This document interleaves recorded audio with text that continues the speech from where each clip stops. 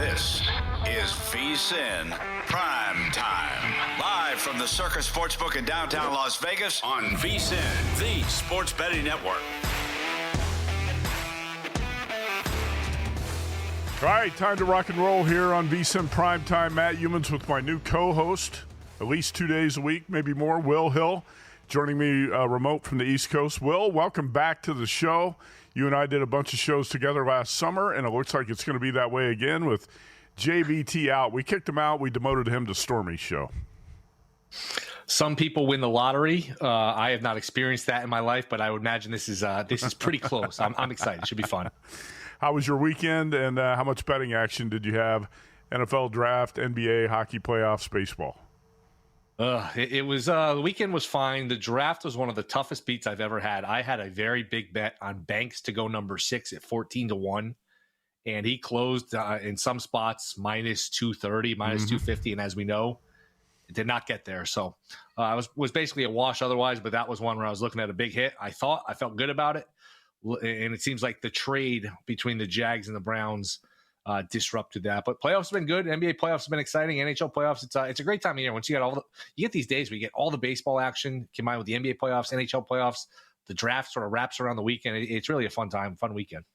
Yeah, we're going to cover everything in this show tonight. We got a great list of guests: Johnny Avello, Chuck Esposito, Matthew Friedman, Steve Phillips, Doug Kazarian, and Adam Hill. We're going to cover Kentucky Derby, NBA, NHL playoffs, baseball, NFL draft. Everything you can bet on is going to be covered in the next 4 hours in this show tonight. And as I mentioned, JVT now part of the show with Stormy Bonantoni earlier in the day. Will Hill's going to be on this show at least twice a week, if not more, throughout the summer. Will, looking forward to it because we did a lot of great shows last summer, and this is going to be good. I'm going to ask you just a tease to what we're going to talk about later. Did you happen to catch the Bill Belichick interview on CBS Sunday? I did. Okay. All right, we're going to talk about that a little bit more during the show, and we're definitely going to recap the NFL draft and look forward to some NFL futures plays that might be worth making. Like I said, we got baseball in progress right now. We have something very embarrassing happening in Washington, D.C. between the Mets and the Nationals that I'll get to. Yankees are in progress. Will and I, both Yankees fans. They're off to a good start. Dodgers in action later tonight. But right now, let's get to the game of the night. The lights are on and the stakes are high. It's the primetime game of the night.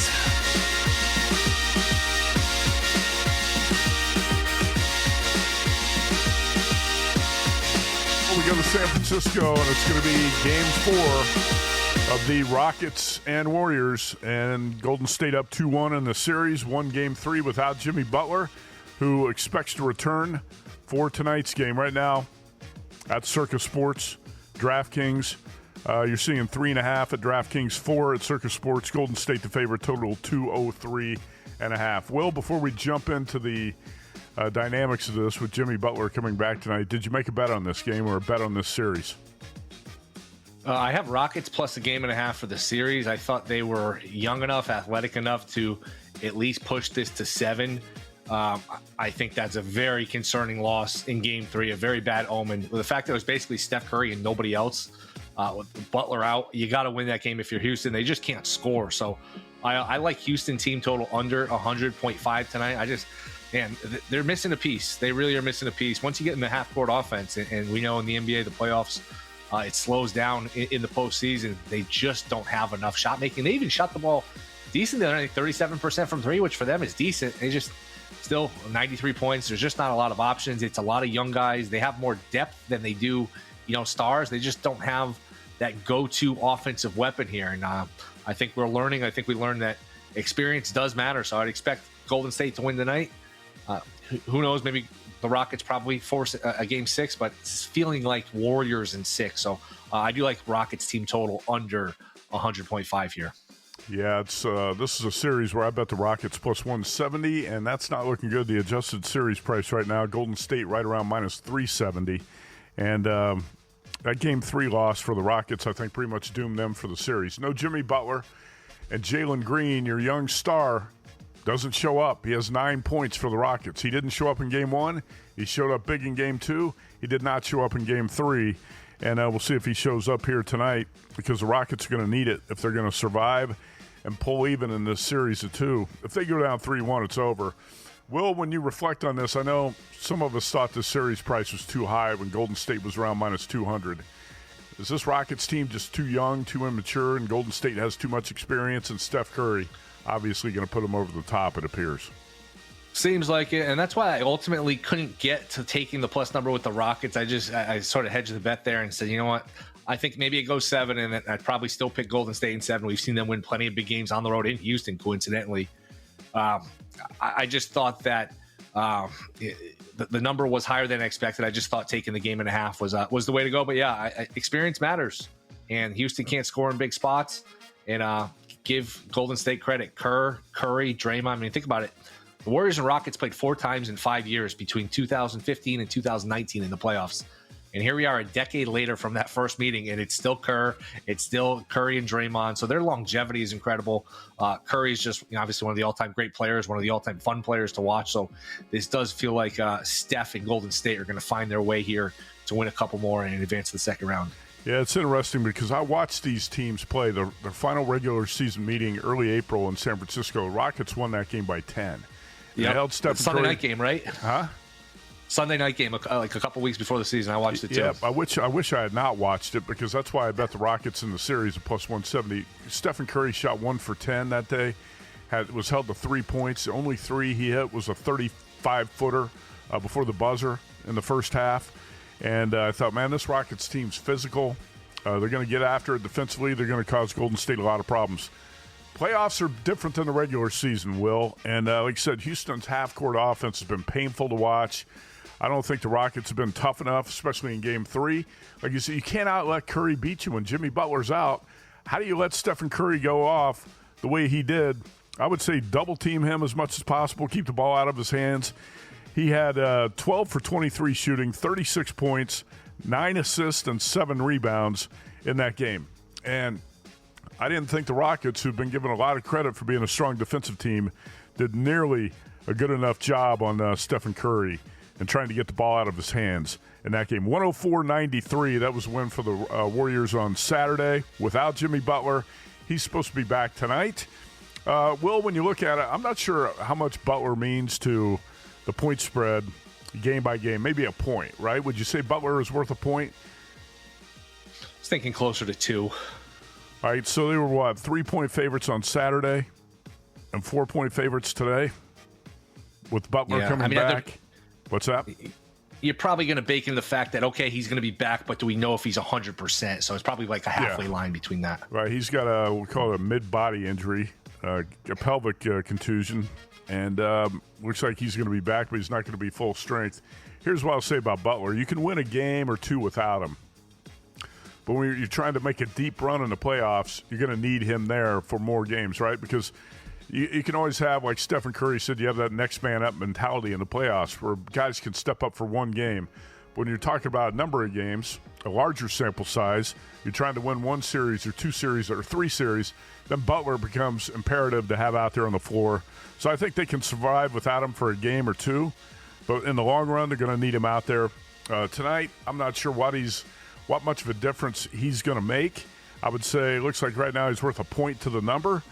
But again, he's not fully healthy, so I don't know if it's going to be the same Jimmy Butler we've seen throughout the series. I did not bet this game tonight. Kind of stuck with the Rockets on the series. It has been an under series. It's been a grinder, and that's all I got to say about it now. Will, this is a live betting show, so we're going to talk a lot about the live betting numbers throughout the game tonight. Maybe if it gets to the point where you see something that's worth taking. A lot of times you're looking to take a better number with an underdog or something. In these NBA games, everything's so volatile. There's probably going to be a spot where you could get Houston better than +4. Or maybe you get Golden State at a cheaper price, and that's what you're trying to look for in live betting, and that's the way I'd look at that game tonight. Quick update on baseball. Will, the Washington Nationals threw a position player out there in the 9th inning, and he couldn't throw a strike. Rosario was lobbing the ball up there. It was embarrassing to the game. Nationals ended up losing 19-5, and that's how we start the day in baseball. Did you play the Mets-Nationals game? No, I wish I'd played Brandon Nimmo over 8.5 RBIs. You probably could have gotten a good number on that, and you would have cashed because Brandon Nimmo drove in 9 runs. Yep. I don't know if you saw this. Yep. He was coming to bat. He was on deck, and there were 2 guys on base. So you think, man, if he gets up with the bases loaded, position player, he could hit a double or a grand slam. You get up to 12, 13 RBIs, and I don't even know what the record top of my head is most RBIs in a game. But no, I didn't play anything here. But a good win for the Mets. When you didn't want to lose 3 out of 4 to Washington, they came into the series hot. They had a terrible loss on Sunday, a bad loss on Friday where Soto, a great offensive player, and he's going to hit even though he hasn't hit yet. He misplayed a ball, so it was good for them to stay on pace here and win, at least get a split in the season series. I think the Mets overall to be in first place. Soto hasn't hit yet. You're going to get Sean Manaea back. Big picture here. I think the Mets are in pretty good shape going forward. Yeah, Mets 20-9 after that win today. By the way, I think Nimmo was on deck when the Mets hit that 3-run homer in the ninth, right? And made it 19-5. Anyway, Steve Phillips, former GM of the Mets, is going to be on the show with us later tonight. 20-9. Mets off to a better start than the Yankees right now, who are in action as we speak. Yankees and Orioles tied at 0. In the bottom of the second. Johnny Avello, DraftKings Sportsbook Director, is going to be on with us next. We're going to talk Kentucky Derby, obviously NBA playoffs, and recap the NFL draft with Johnny here in a couple minutes. Will, how much interest do you have in the Kentucky Derby this week, Annie? I love it. It's a great event. So we've got plenty of great handicappers at VSiN. Horses not my thing, but I'll definitely have some money on it. Well, for sure. Your good buddy Chris the Bear Felica loves the horses. I'm sure you're going to get some advice from him this week too. Johnny Avello of DraftKings on deck here on VSiN Primetime.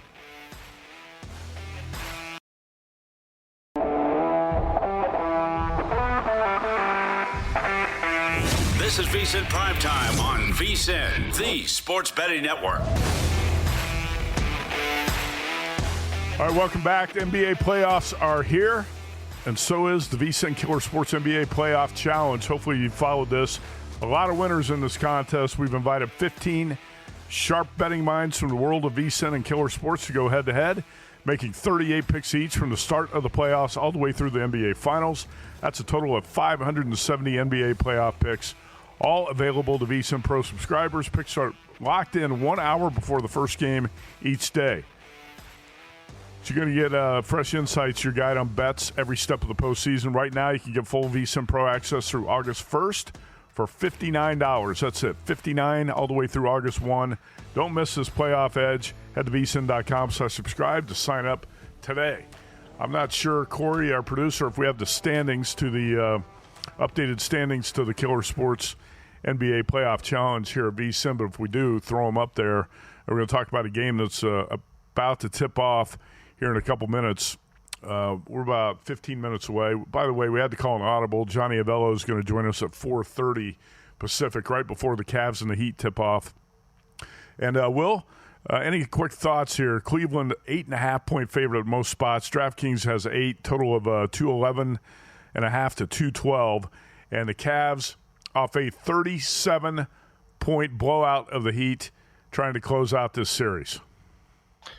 Yeah, I'll preface it by saying I don't really love getting involved in Game 4 of these series when it's 3-0 because sometimes the team down 3-0 mails it in. Sometimes the team up 3-0 gets complacent. That being said, I like the Cavs here. They've outscored the Heat by 67 points through the 3 games, over 22 points per game. Why would tonight be any different? The Cavs are just completely overmatching Miami. I know you were like me. You don't love laying points anytime. You don't love laying points on the road, especially a big number of 8.5, but I could see a scenario. Miami doesn't have a great home court. It would be Cavs or nothing. So I did make a small bet here on the Cavs. I just think the Game 4 is going to look a lot like the first 3 where the Cavs have basically just run them out of the building here. Didn't cover Game 2 and probably were lucky to cover Game 1. That would be the one pushback for Miami backers, the one sentiment for Miami. But do you really want to sit there and bet Miami plus 8.5 here? It feels like Cleveland is probably going to close this out and do it convincingly. I've started to come around to maybe we're sleeping on this team. Maybe I'm late to the party here. I think this team is a legitimate actual title contender, which, I mean, sounds obvious for a 1 seed, but they've been behind the odds in terms of OKC and Boston. Everyone kind of thinks maybe that's a collision course for the finals. I think Cleveland-Boston will be a hell of a series. And, boy, if you made me pick, I'd probably still pick Boston. But Cleveland is legit, and I think they close it out tonight. How about you? Well, I'm not going to lay the 8 or 8.5 here. I don't like to bet a team that got embarrassed against a team that got embarrassed in the previous game, and the Heat lost that by 37. I think the most lopsided loss in franchise postseason history. I would expect the Heat to come back and show some pride tonight, and they did hang around in the first two games against Cleveland on the road. I think they'll probably hang around tonight. I'd be disappointed if they laid down like dead dogs and got whipped tonight. So I would hold off on that. I think actually if you live bet this game, you probably bet the Cavs at a cheaper number than 8.5 too. If the Heat show up, and I think they will. But again, no pregame bet for me. I really can't blame you for betting the Cavs because if you watch the previous game, that 37-point loss, it looked like this Heat team had no life left in it. But again, one of the worst things you can do is bet the next game based off what you saw the previous game. Sure. And I don't want to do that here. So let's move on to baseball. Will, we're going to talk a little bit more NBA with Johnny Avello of DraftKings right before the tip of that game. Let's talk baseball right now. The Mets are 20-9. They got the blowout today, 19-5 in D.C. over the Nationals. And Griffin Canning started that game.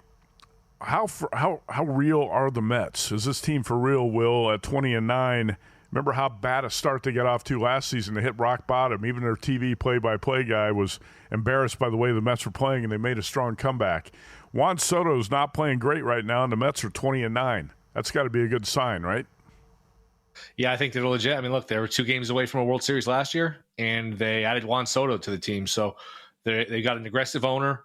It's sort of a new culture now with Steve Cohen there where the fans believe, the players, they're no longer – I mean, it's always going to be more of a Yankees town than a Mets town, but they don't feel like the little brother anymore. They don't feel like the owner that, or the team that is going to be missing out on the free agents. They're right there with the Yankees in terms of, and really all these teams in terms of the aggressiveness, which I think does have a trickle-down effect. And on the field, they're going to get Manaea back. They're going to get maybe Frankie Montas back. They got a good bullpen. That's an outstanding lineup. So, look, in this day and age of baseball, it's hard to sit here and predict a winner of a World Series because It's just so random once you get to the playoffs. But and the National League's tough. I mean, look, we're talking about if the Giants are legit, Cubs look really good. We're talking about 7 teams with Atlanta bouncing back. You still put Philly in that mix. You're talking about 7 really good teams, and there's only 5-6 spots here, and you're going to pencil in the Dodgers. So a couple good teams could get left out, but I don't think the Mets will be one of them. I think the Mets are in good shape, even though it's still April. I think the Mets are in good shape to win that division. I think minus 125, minus 130 in that range to win the East. Maybe you shop around, you get around even money with them losing a couple games to Washington and Philly, winning a couple in Philly. I wouldn't count Atlanta out yet, but I think the Mets are the rightful favorite. I think they're going to win that division. Yeah, I do too, and it helps that the Braves are off to a really slow start. But Juan Soto, speaking of slow starts, batting .257, and he's looked like a clown in the field, Will. I know that you were heartbroken when he left the Mets for the Yankees. How do you feel about Soto's start so far? I mean, he's not going to put up the same numbers with the Mets as the Yankees just because that's a bigger ballpark. Him in right field was perfect. In Yankee Stadium, that right field dimensions was absolutely perfect. And him hitting, being paired with Judge was perfect. So he doesn't have that aspect of it. That being said, Juan Soto on offense is one of the last players I'd ever worry about. He gets such good at bats. Remember, this time last year, Aaron Judge had terrible numbers. Sure. As the weather warms up, I think Soto will warm up. I think Soto's going to put up his numbers. He's one of the last guys I never worry about. So I think he'll be fine. I think it's even a good sign for the Mets, like you said, 20-9. And this guy hasn't gotten going yet. You know that run is coming for him. And it's natural, too. You sign a $700-800 million contract. You're going to feel some pressure. You're going to squeeze the bat a little tighter. Even though he's played in New York, he's won a World Series. That's just human nature. We've seen that plenty of times with guys who sign big contracts. So I think he'll be fine. All right, so I don't know if we've talked about this enough. The Colorado Rockies are going tonight, and the Atlanta Braves are minus 172 here at Circa. You can find a little bit higher number out there at DraftKings, 175. The Rockies have lost 6 in a row, and they are 4-23. Will, this team is winning about 15% of its games. Should you be betting against the Rockies every night? Should you be laying a run line against this team every night? Have you been betting against the Rockies because this team is really rotten? Well, not enough, as it turns out. I think we had the same conversation about the White Sox last year, where you never want to be late to the party. You never want to be the one that jumps in. Oh, they're 4-23. Let me bet against the Rockies. That has the stuff. That has a tendency in betting that stuff to, when you're late, you're usually wrong. That being said, I don't know that there's any value with Colorado. It's different baseball as opposed to like football and basketball, where if a team's so bad in football, especially in the NFL where it's public, maybe there's some value on it because you're talking about a point spread. In baseball, your team has to actually win the game. So you can inflate the number all you want. Your team's got to go out there and win.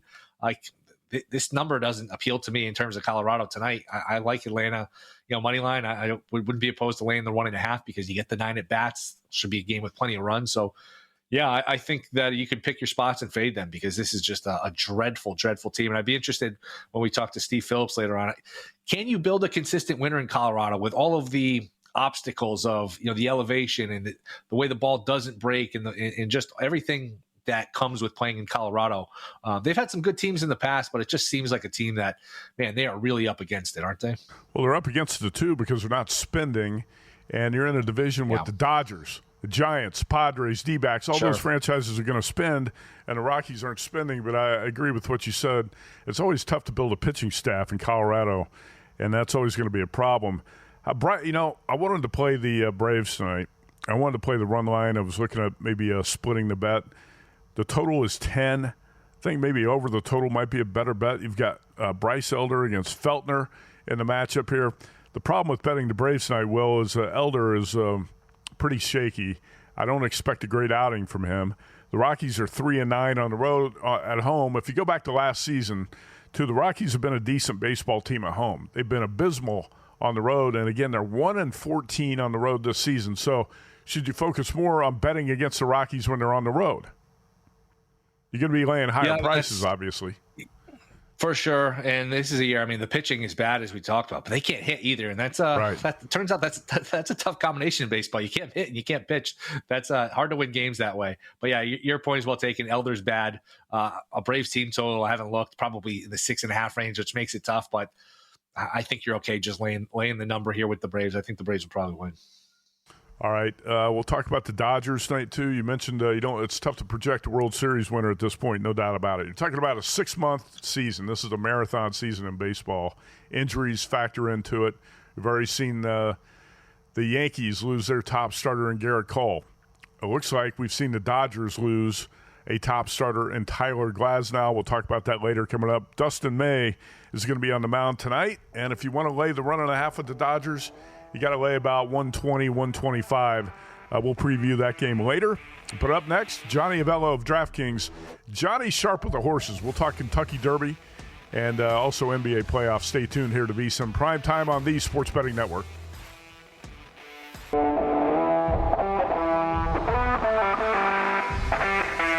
This is VSiN PrimeTime on VSiN, the Sports Betting Network. All right, welcome back to the big show. Matt Youmans and Will Hill. You can follow him at Not The Will Hill, newest co-host of VSiN PrimeTime, and you're going to find him on this show at least twice a week moving forward. It's going to be a great summer with Will Hill. All right, let's go out to the Progressive guest line and bring in Johnny Avello, DraftKings Sportsbook Director, right now. And Johnny, we're about to tip off in an NBA playoff game in Miami at DraftKings. You are showing the Cleveland Cavs 8-point favorites on the road. And the total tonight, 211.5. The Cavs off a 37-point blowout of the Heat in Game 3. How's this being bet tonight at DraftKings? Hey, Matty. Cavs money tonight. I don't know. They've been riding the favorites. They've been going back and forth. One team loses, we'll catch them second game. But once you get past the second game, then it's been all chalk. Yeah, it's no surprise when you see a blowout like that in Game 3. Seems like the betting public's going to ride that favorite in Game 4 to close it out in a sweep tonight. So Cavs right now, 8 and total 211.5 against Miami Heat. Just about a moment away from tipping off in that one. Johnny, we're going to talk some NFL draft here and recap a dramatic weekend. Will Hill, take it away. Yeah, Johnny, good to talk to you as always. I'm just curious, the big story of the draft obviously was Sanders falling. Were you interested in posting markets on that because people had an interest in betting it? Were you as surprised as anyone? And overall, what was your experience like booking this draft? Well, we had a hazard if he would have went to New Orleans because that's where everybody thought he was going, and if he went there in round one. So no one ever thought that Sanders, there was a possibility he could fall to round two, But if he fell to round 2, then maybe he would get picked up early by the Browns or any other team who maybe could steal him. But that didn't happen. So we still had this hazard with him that he would go to New Orleans. Here we are in the 4th round, and he could still go to New Orleans. He didn't. He went to the Browns, and that worked out okay for us. But he was the talk of the draft.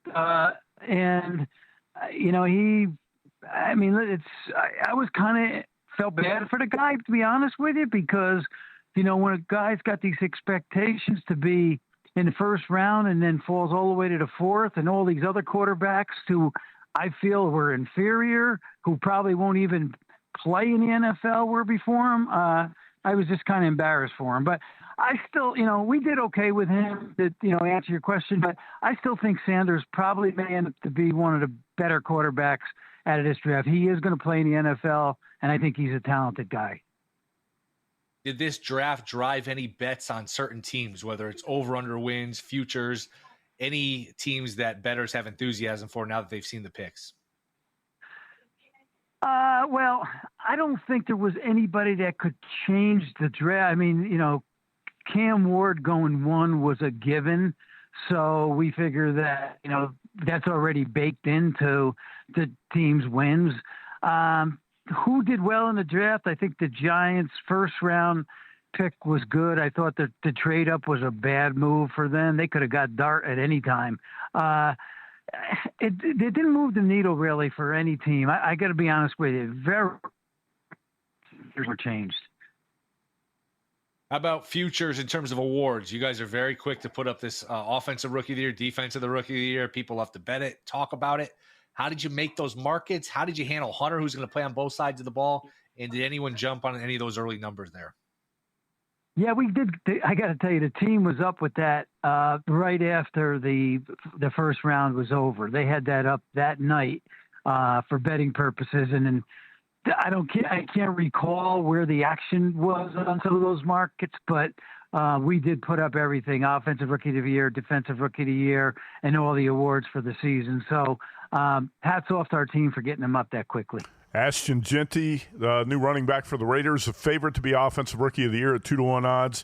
And DraftKings also has a board up on the Browns quarterback to take the first snap in week 1. Kenny Pickett, the favorite, at plus 120. Will Hill and I are going to break these down a little bit later in the show. A lot to talk about on the heels of the NFL draft. Will alluded to it, Johnny. What was your draft handle like overall for the 3 days? Really, most of the action really the first day and a little bit on day 2. It was really good. It was steady. When you got a number 1 pick, that is, you know, that's decisive where, you know, we know he's number 1. That kind of hurt a little bit. Number 2, number 3, I think they all went according to form. So there wasn't much of a surprise there. And that may have taken it down. Overall, it was very good. We're really happy with the outcome. We did well on it. So, you know, and I'll tell you what it could have made. You mentioned Jeanty.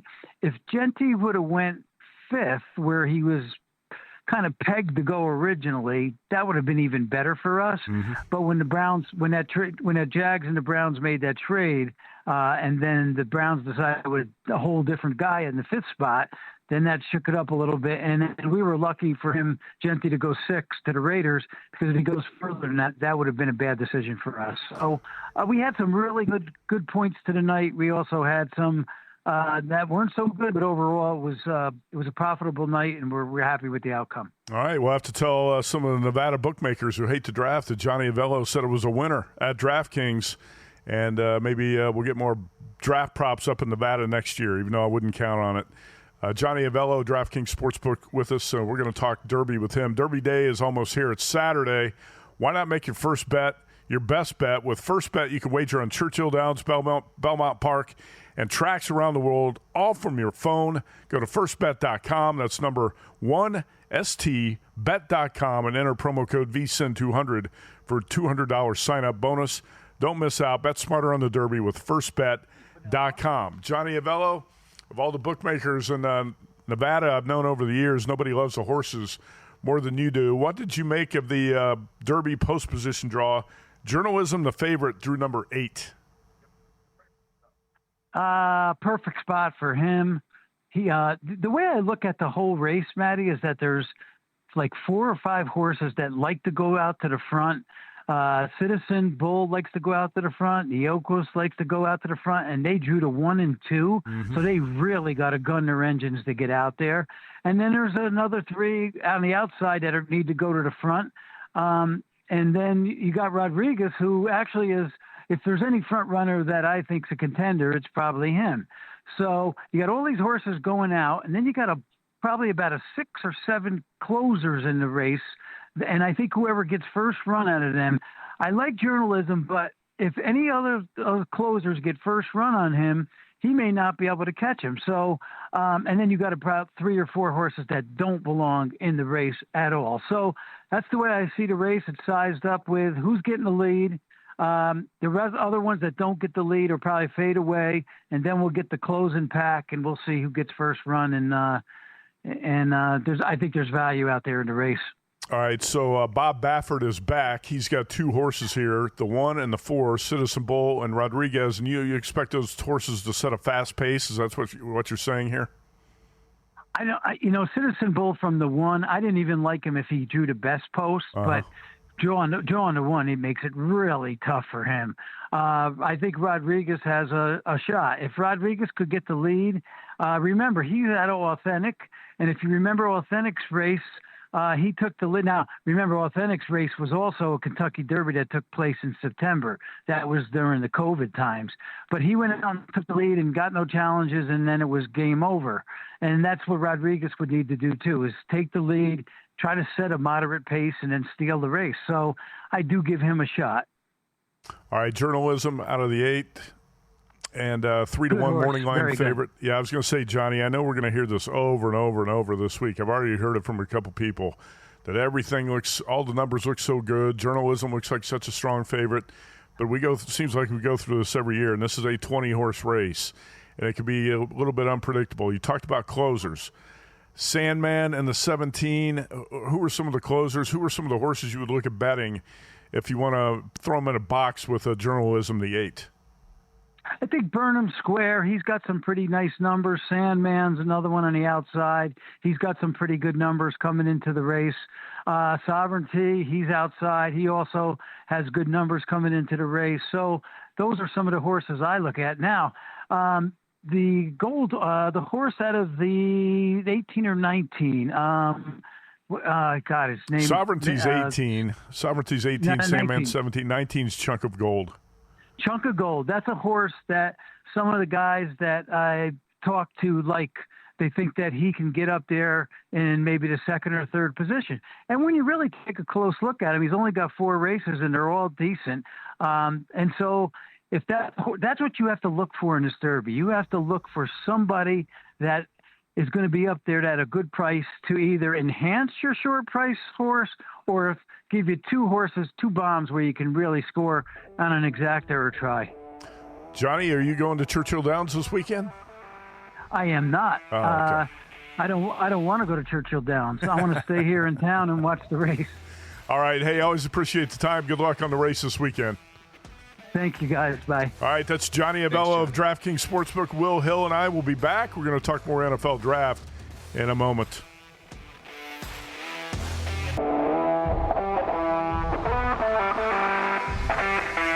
This is VSiN PrimeTime on VSiN, the sports betting network.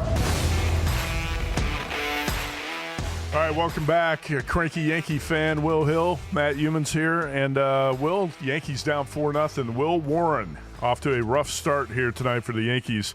3 innings, allowed 4 runs, including a 3-run homer so far. And again, 4-0. If you're looking at the live line, if you think the Yankees are going to make a comeback in this game, I would not encourage it, but the Yankees are plus 450. What do you think, Will?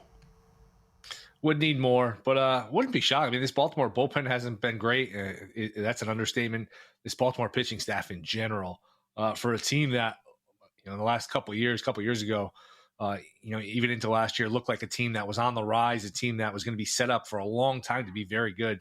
They just have no pitching. Their pitching's got hurt. They didn't re-sign Corbin Burns, which maybe that's a blessing in disguise, but I would expect the Yankees tend to score runs in Camden Yards just in general just over the years. So this is one where I would expect them to score some runs at some point here, but They're going to have to hold down Baltimore too. So Baltimore, I was looking at it this morning. They're up to minus 260 to miss the playoffs. That shows you the state Baltimore's in with, Sagano, who's pitching a good game tonight, has been bad. Morton's been bad.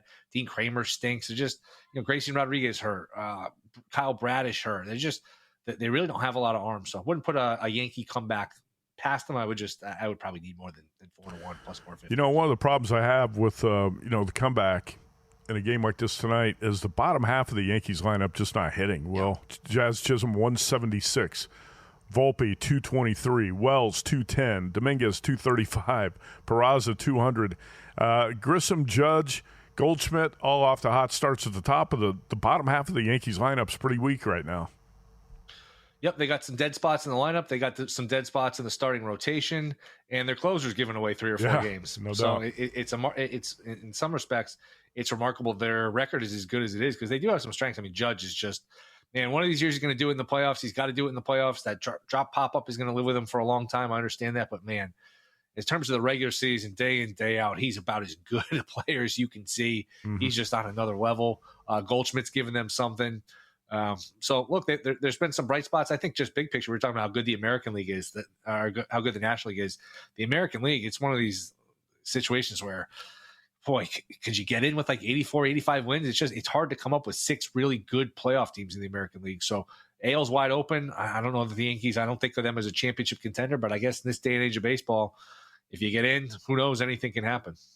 All right, quick update here. Twins 6-0 over the Guardians in Cleveland.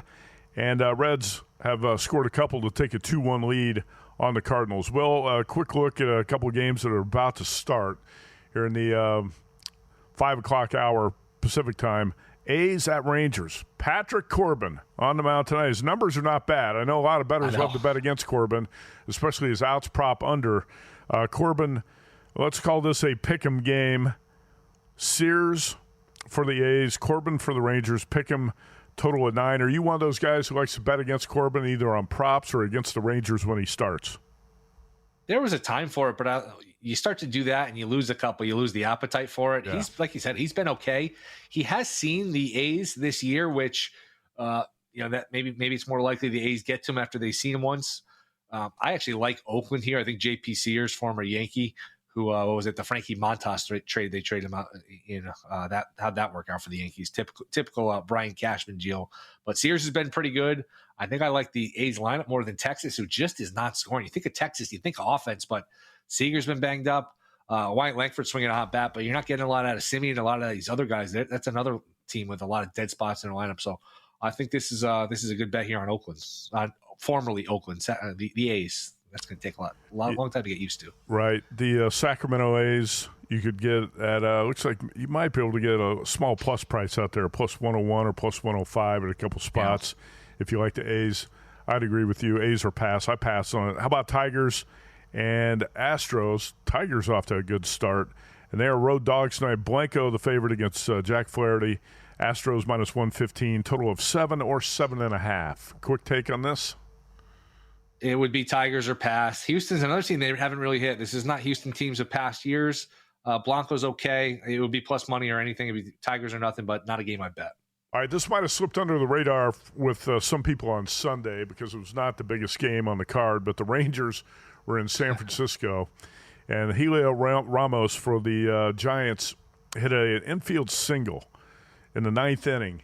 And this is something you're rarely, if ever, going to see again in Major League Baseball, a game that was won on a Little League homer. One of my favorite announcing crews in MLB is Dwayne Kuiper and Mike Krukow with the Giants. Kruk and Kuip, one of the best announcing teams there is. We're going to play the audio clip here of what happened in the 9th inning for the Giants to beat the Rangers 3-2 on Sunday.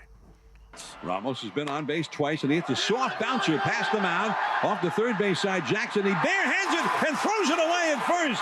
It goes right on by Berger and down the right field line. And now Ramos around second, heading for third. The throw, it goes wild. It goes over to the sidewall. He jumps up. He heads home, and the game is over. It's a Little League home run.